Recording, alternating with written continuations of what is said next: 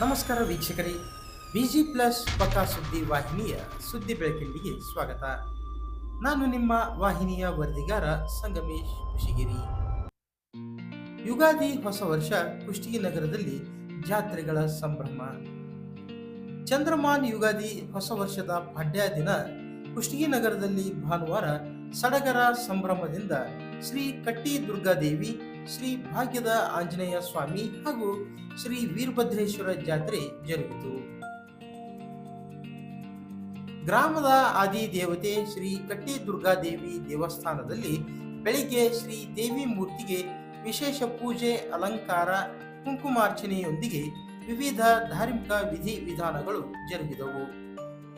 ಸಂಜೆ ವೇಳೆಯಲ್ಲಿ ಡೊಳ್ಳಿನ ವಾದ್ಯದಲ್ಲಿ ತಾಲೂಕಿನ ತೆಂಗುಂಟಿ ಗ್ರಾಮದಿಂದ ರಥದ ಹಗ್ಗ ತರಲಾಯಿತು.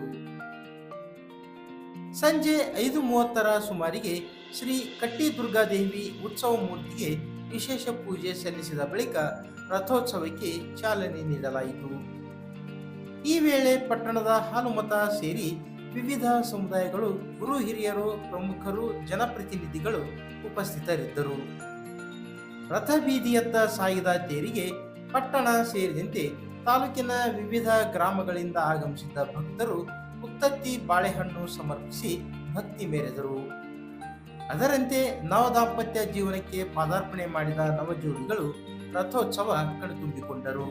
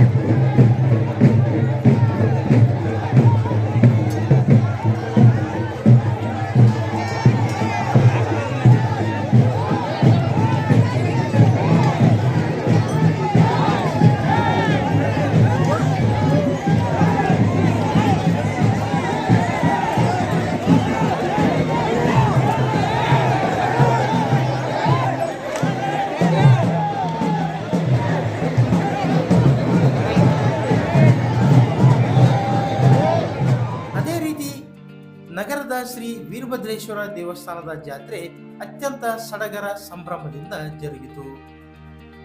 ಬೆಳಿಗ್ಗೆ ದೇವಸ್ಥಾನದಲ್ಲಿ ಶ್ರೀ ವೀರಭದ್ರೇಶ್ವರ ಮೂರ್ತಿಗೆ ರುದ್ರಾಭಿಷೇಕ, ಬಿಲ್ವಾರ್ಚನೆ, ವಿಶೇಷ ಪೂಜೆ ಕೈಂಕರ್ಯಗಳು ನಡೆದವು. ಬಳಿಕ ನಗರದ ಪ್ರಮುಖ ಬೀದಿಗಳಲ್ಲಿ ಪುರವಂತರ ವೀರಗಾಸೆ ಗಮನ ಸೆಳೆಯಿತು. ವಿವಿಧ ಕಲಾವಿದರ ಕಲಾಮೇಳ, ಕುಣಿತದ ಮೆರವಣಿಗೆಯಲ್ಲಿ ಕುಂಭ ಕಳಸ ವಾದ್ಯಗಳೊಂದಿಗೆ ನೂರಾರು ಜನರು ಆಗಮಿಸಿದ್ದರು.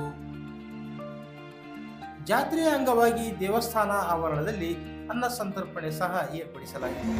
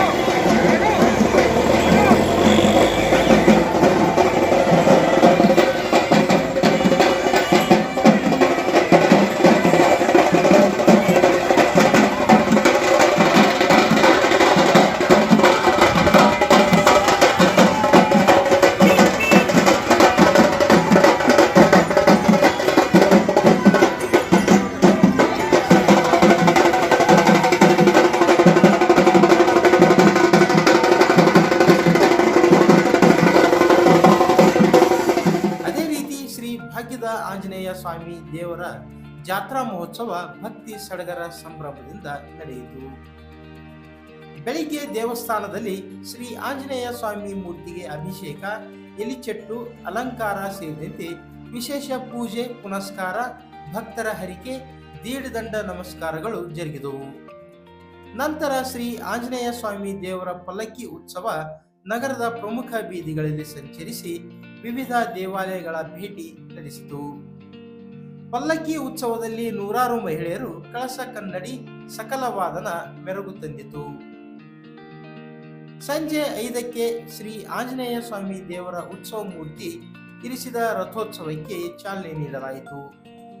ರಥ ಬೀದಿಯತ್ತ ಸಾಗಿದ ತೇರಿಗೆ ಕುಷ್ಟಗಿಪಟ್ಟಣ ಸೇರಿದಂತೆ ಸುತ್ತಮುತ್ತಲಿನ ಗ್ರಾಮಗಳಿಂದ ಆಗಮಿಸಿದ್ದ ಭಕ್ತರು ಹಾಗೂ ದಾಂಪತ್ಯ ಜೀವನಕ್ಕೆ ಪಾದಾರ್ಪಣೆ ಮಾಡಿದ ನವಜೋಡಿಗಳು ಉತ್ತತ್ತಿ ಬಾಳೆಹಣ್ಣು ಸಮರ್ಪಿಸಿ ಭಕ್ತಿ ಮೆರೆದರು.